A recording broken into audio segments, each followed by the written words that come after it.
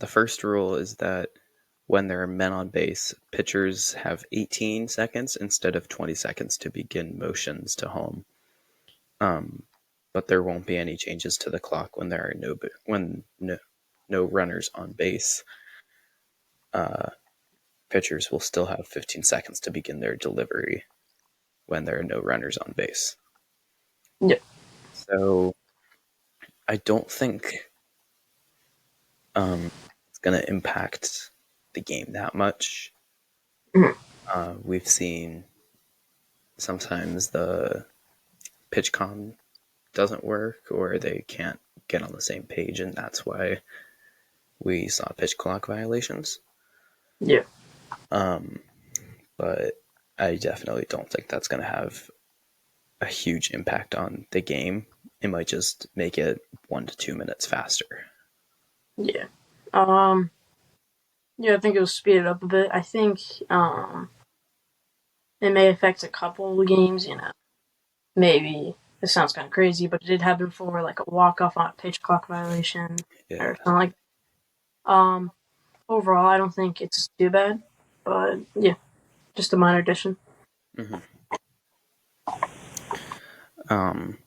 Mound visits will also be reduced from 5 to 4 per game, Yeah. as teams only managed 2.3 mound visits per game in 2023. And 98% of games last season would not have exceeded a limit of 4 visits. So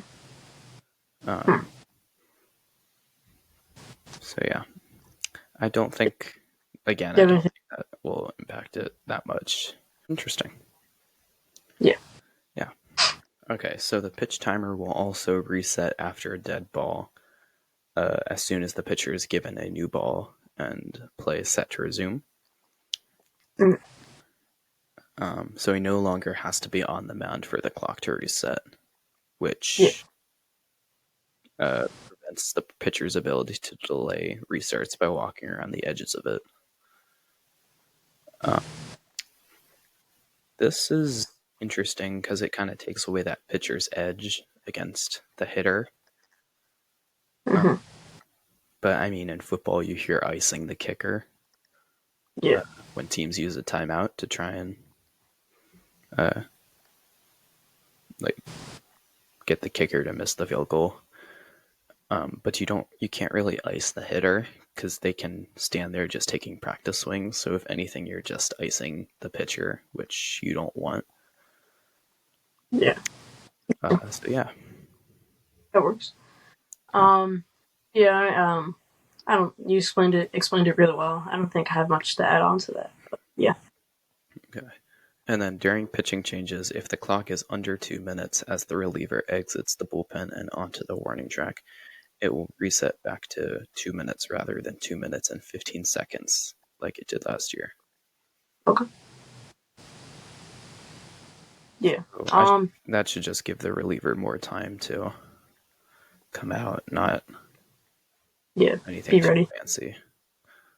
Yeah, nothing huge. Just kind of 15 seconds. Yeah. All right. Is there another one? Yeah. So there was a proposal to reset the pitch clock as soon as the batter calls a timeout, but the league took that proposal back and scrapped it. Yeah. There might have been something about the base. Yeah. So about the base paths, batters had to run on the dirt between the foul line and 3-foot line or be in risk of being called out for interference. But now the lane extends to the cut of the infield grass.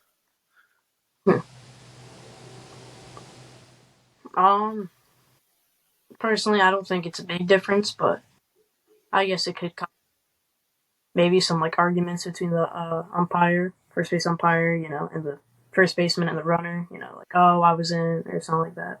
Yeah. Overall, makes much of a difference, but yeah. Yeah. Good addition. Yeah, so those are all the new rule changes. for Yeah. this year. Mhm.